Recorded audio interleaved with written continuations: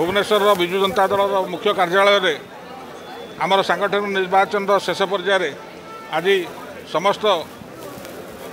आमर काउंसिल सभ्य बा राज्य परिषद सभ्य मान उपस्थित माननीय श्री नवीन पट्टनायक को आज सभापति हिसाब से नवम थर घोषणा करागला एवं ये आमर सांगठनिक निर्वाचन कार्यक्रमटा परिसमाप्ति घटिला या पर आमर जोटा फॉलोअप एक्शन धरतु आमर किसी जिला रही जाइए सेगुड़ा हम आपणकर अन्य कमिटर सदस्य हेबे एवं सब जाए बड़ इंपोर्टेंट कथा जोटा भविष्य सभापति चयन है सभापति निष्पत्ति नेबे होची राज्य कर्मकर्ता जथा कि आप वाइस प्रेसिडेंट हेले कि जनरल सेक्रेटरी हेले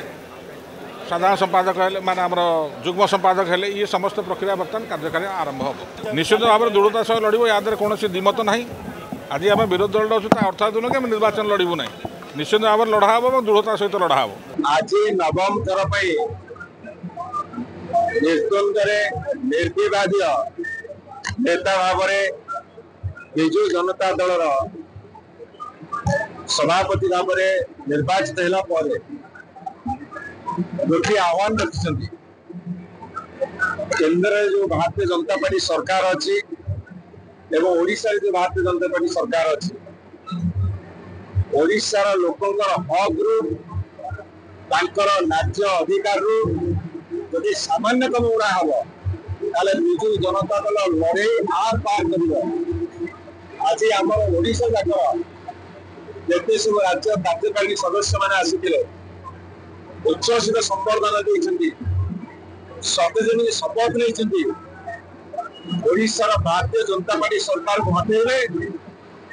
एवं दिल्ली अवहेला विरुद्ध निरंतर लड़ी जारी खुशीर कथा जे ओडिशा जनसाधारण प्रियतम नेता श्रीयुत नवीन पट्टनायक आज पुणी अप्रतिद्वंदी भाव नवम थर विजु जनता दल जे राज्यर बृहत्तम दल लोक आशा भरसार दल तार सभापति दायित्व मंडन कले एवं स्टेट काउंसिल राज्य परिषद बैठक में अनुमोदित होती किंतु नवीन बाबू नेतृत्व में जनसाधारण आस्थार दल विजु जनता दल सक्रिय अच्छी एवं जेते अपप्रचार जदि करा जाए एवं गोटे विशाल दल हेले निश्चित भाव में मत किंतु ता माने नुहे जे किसी एवं मनांतर हो जाए असंतुष्टि ओडिशार अगणित विजु जनता दल कर्मी आमर 33 जिला संगठन समस्त नेतृत्व युव छात्र महिला माइनॉरिटी श्रमिक सामुख्य तरफ नवम थर नवीन पट्टनायक विजु जनता दल सभापति हिसाब से दायित्व ग्रहण कर अभिनंदन जनाऊँ एवं राज्यवासी जो अपेक्षा रही गोटे विरोधी दल जो भूमिका आम न्यस्त कर नवीन बाबू नेतृत्व से लड़े आम आग को लड़ू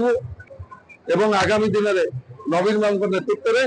गोटे सशक्त विरोधी दल भूमिका आम निर्वाह कर आज गोटे सुंदर मुहूर्त आम मान आज सभापति भाव आम प्रिय नेता नवीन पट्टनायक पुनर्बार निर्वाचित होती तो आपण माध्यम सारा ओडिशावासी कही रखा चाहे विजु जनता दल आगामी दिन किभली कार्य कर लोक मंगल आपण भावते ये गोटे सुप्त विजु जनता दल शोई पड़ा विरोधी दल अनेक कथा कहते सेमती किसी आज पुनर्बार